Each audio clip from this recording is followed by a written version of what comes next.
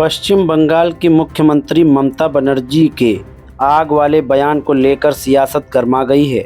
BJP के कई CM और नेता लगातार मुख्यमंत्री को आड़े हाथों में ले रहे हैं।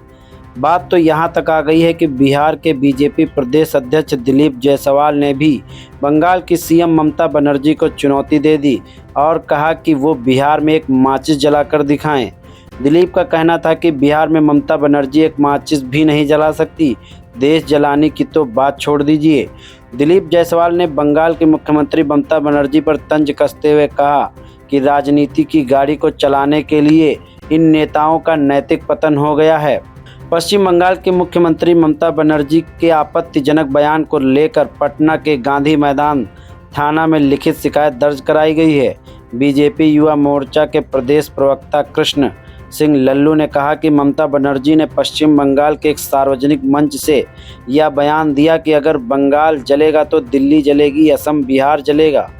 यह बहुत गलत भाषा है। कानूनी रूप से संवैधानिक पद पर रहते हुए और असंवैधानिक बातों का प्रयोग करना पूरे देश के आम जनमानस की भावनाओं को आहत करता है।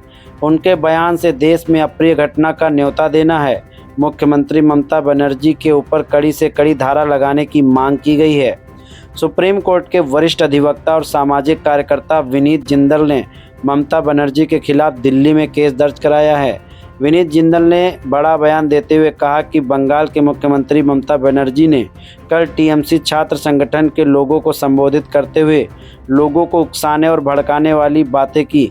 उन्होंने अपने भाषण के दौरान यह कहा कि यदि बंगाल जलेगा तो देश के और राज्य भी जलेंगे, दिल्ली भी जलेगी, कुछ राज्यों के नाम भी लिए। ममता बनर्जी के उस भाषण और वक्तव्य को सुनने के बाद उनकी मंशा सही नहीं लगती। मेरा यह मानना है कि संवैधानिक और कानूनी रूप से इस तरह की बातें करना एक कानूनन अपराध है। उन्होंने आगे कहा कि बतौर सीएम ममता बनर्जी के पास राज्य की कानून व्यवस्था को कायम रखने की जिम्मेदारी है।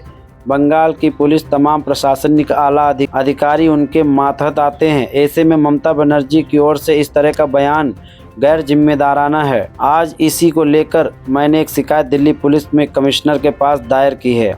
विनीत जिंदल ने कहा कि शिकायत में मैंने यह आग्रह किया है कि बंगाल के मुख्यमंत्री ममता बनर्जी के खिलाफ लोगों को भड़काने, देशद्रोह की धाराओं के तहत एफआईआर दर्ज कराई गई है।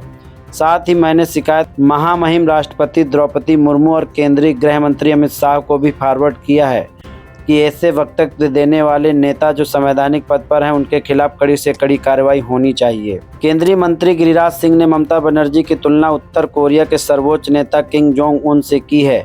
कहा कि ममता और उनके जैसा अपना विरोध बर्दाश्त नहीं कर सकती। उन्होंने कहा कि एक लोकतांत्रिक व्यक्ति की एक मुख्यमंत्री की भाषा ऐसी नहीं होनी चाहिए।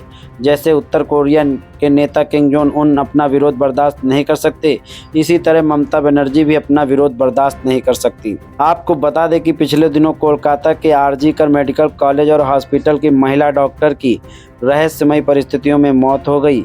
अस्पताल में पीजी की मेडिकल छात्रा और चेस्ट मेडिसिन विभाग में हाउस स्टाफ के रूप में भी काम कर रही थी। अस्पताल के कर्मचारियों ने अस्पताल की आपातकालीन बिल्डिंग की चौथी मंजिल पर उनका शव देखा था।